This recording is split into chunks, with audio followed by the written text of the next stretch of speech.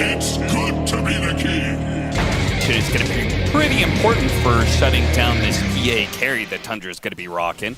Especially when you have Darkseer and Riki. This is kind of a lineup that wants to get the team fights going later on, in my opinion. Your first blood is going to be top. Instead, Celery gets it there.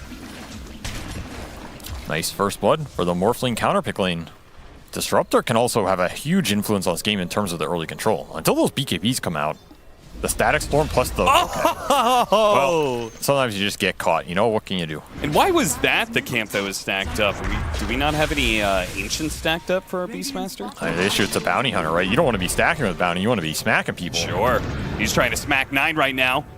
Couldn't quite get it, stunned up. Instead, they'll have to contend. Oh, never mind. Quinn does manage to find the kill on 9, and Aramis will die as well. Gaimin Gladiators. Oh, wow. He is a walking tower, quite literally. This is a good Rubik game. If he can get track, if he can get glimpse, rolling in, the cube, it's coming. With the Meteor Hammer on top of it, chain stunned, Ace does manage to get off the Primal Roar before he dies. That'll help Quinn escape. A lot of tracks up right now. Yeah, if they could get a successful fight out of it, it'd be great, but they don't really have too much to work with. No Rolling Thunder, no Static Storm. Got to think about glimpse here if you're disengaging. 33 is going to be pulled back in. This time the kinetic field will certainly catch that hero. And they are just not cleanly getting out either. Losing one hero to the glimpse, but now they lose a second, which is also tracked. He found 9. Does he know he found 9? And he finds Aramis as well. Tundra, I feel like they just weren't really thinking forward, basically. Yeah, I'd rather take the bolder man than I am. I would rather take the 50-50 that we're gonna win that fight than the guaranteed 100% that we're gonna get picked off and feed track gold. I mean, what if everybody just instantly TP'd out? Then one person is getting glimpse? Yeah, you gotta choose. 2 more. Exact opposite of Sophie's choice. This is the bounty hunter problem right now for Tundra. 33 close encounters with Durantio and Tofu, but they're going for 9. Do have a track on him, of course. Durantio turning into the Riki, chases after him with a blink strike. To get stolen track. Did. Let's see if he can get out with it, though.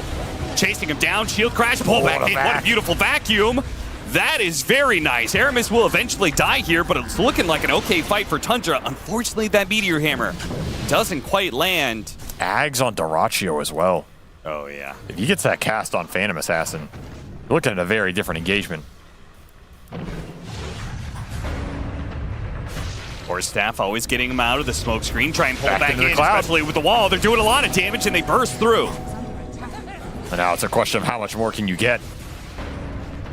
Durantio was really daring Tundra to go on him, and they oblige. Didn't even have to use the BKB here. I also think snaking can be really annoying here. He actually has a lot of net worth given their map position. Like, he has a full locket drum. Level 2 heal and ult. It is not an easy enchantress to burst. Even here, it takes a while. Standing and fighting. And he got the bait, and Quinn got out of that illusion room. Heroes inside that Static Storm. Good use of the Primal Roar during the BKB. Skeeter is forced to jump out of that fight, so yeah, it didn't have to use the BKB. Oh, careful, the glimpse. Oh, did not read that one. We're not respecting the track glimpse combo. Turn around, vacuum into the wall, but Gaimin Gladiators, they stayed pretty well spaced. I was gonna say, this Enchantress can bait a lot. Don't end up baiting your own team. That's just not a fight Tundra we're all on the same page about. No. And again, if you end up in these scenarios where Gaming are running you down with the tracks, with the glimpses, with the beast units, it is not a favorable 5-on-5. Looking at an early high ground here for Morphling. Chunking your buildings with the auras. And Snake King saved this time by the telecom. What a hammer! What a hammer! Pick off on Celery? Nope. Sent back into the trees that he was hanging out on, and that's him down. So, the 4 versus 5 is going to continue for another 40 seconds. Maybe they could potentially chase after this. They're going to get the one building and immediately disengage. Tundra are not going to chase after them. The Deso just got finished up, too. Which Looking means around mid. I think it's ideal if Tundra somehow finds Quinn first. Well, they lifted a creep. Do manage to get the vacuum pull back, but immediate force staff gets him out of there. Now the bounty hunter dies, but it looks like similarly 9 is going to be too caught up inside the static storm to stay alive. Snake King will join him in the grave. Chasing after a little bit more. Okay. Skeeter goes in for the fight, but immediately gets Primal Roared. Ace is just always holding on to this. He has to fight his way out of this. He does, and he'll get 1 kill, but he's just going to run out of steam at some point in time and gets annihilated by that shield crash axe. Now Tundra. They're going to wrap all the way back, but look at the Disruptor's position. In the trees right now, but not under ward. Oh, backs up into it. Spotted, but gets the Static Storm off first. Almost finished off Celery right away, but a crit wasn't quite enough. Terraccio starts laying into 9 with the help of Quinn, chain stunning him. And now Snake King's gonna get bumped around. Look at him just hiding away in the trees, trying to get away from this Quinn Pangolier that is decimating them right now. And Skeeter cannot take the fight up against this Morphling and gets Primal Roared to death. GG. I mean, this was against a bunch of melee heroes, Avery. Looks like a pretty strong pick to me. I agree. A lot of harass going into these side lanes. A much better draft for Tundra this time around. And I mean, I say that just because they also got Pangolier. So, you know, I'll throw my hat in with them. 33 going to be blocked in and ends up giving away first blood to Terraccio. Quinn's going to take a lot of damage here, and he will die, but they'll get 9 for it as well. Honestly, pretty damn worth it. You do not want Ember getting power runes and then running down your supports on the map. Hurricane back. Celery trying to take away the water rune, does manage to do so. 9 will get some revenge for that, but the damage is kind of done. He needs a refill on his bottle, and he needs it stat. Yeah, tell Snake King to die right now. Yeah, seriously. Level 2 Starfall. He is not going to oblige. He is winning his lane too hard, it seems. Being obnoxious on these runes. Yeah, it's in the name. He's a bounty hunter. That is true. Away! Not far enough, though. I think Quinn's got him with the slight. And meanwhile, you have Exo up. You have that triple Wraith Band build for 33. You kind of want to get DP active here. Nice little skirmish around mid, looking for the 10-minute rune. You can deny it from Quinn, you'll feel good about yourself tonight. And you do. Takes a regen, but will not survive with it. So, does he really feel that good? Honestly, I'd take that trade. It's a lot of extra golden XP going his way.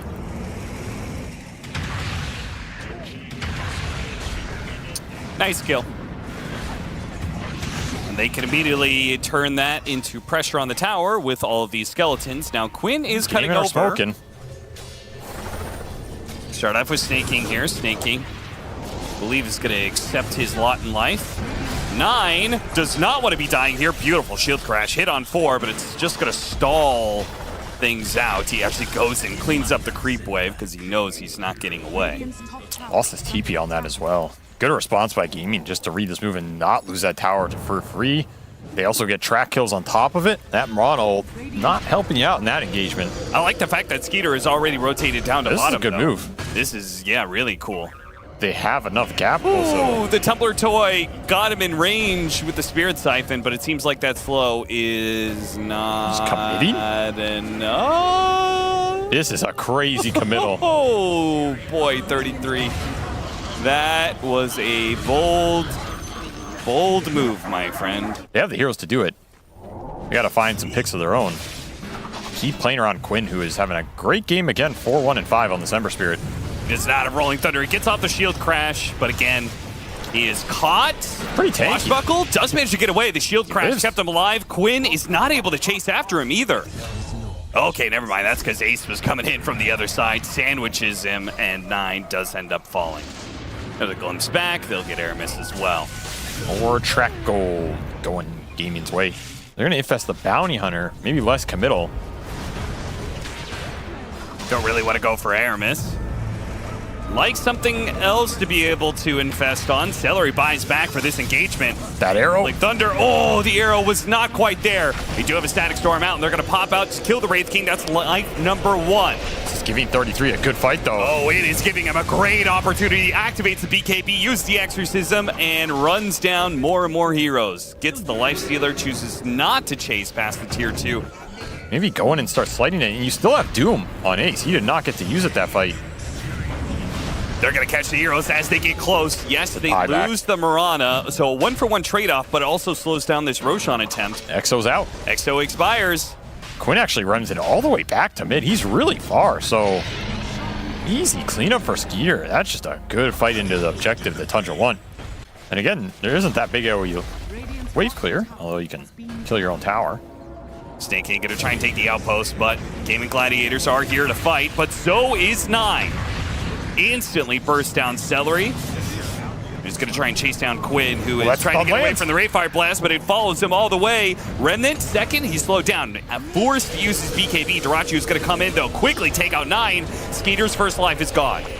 33. They have to worry about him, though. They're going to choose to disengage off of Infesting inside the neutral creep. Pops out again.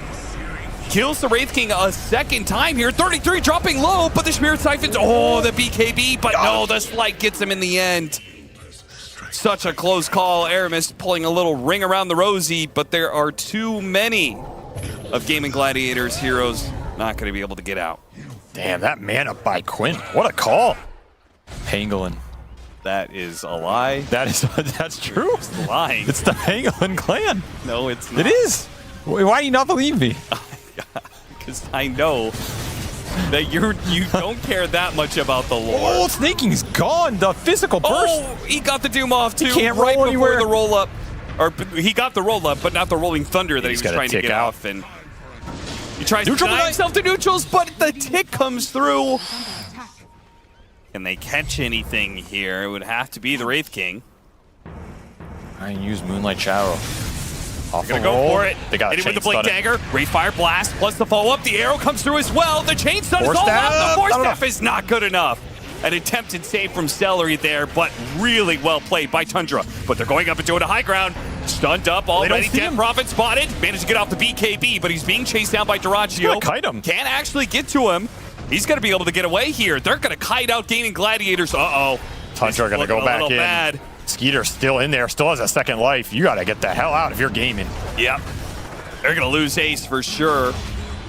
On the back lines, they also find the Bounty Hunter. I can't even believe that. Nice little bash. Dirachi, he is Basher. Oh! I cannot believe that Dirachi thought about going back into that like he did. And it was supposed to be a follow-up to him, but they lost sight of 33, so he gets off the BKB, and all of a sudden he's free and clear. This is why you need dust on core sometimes.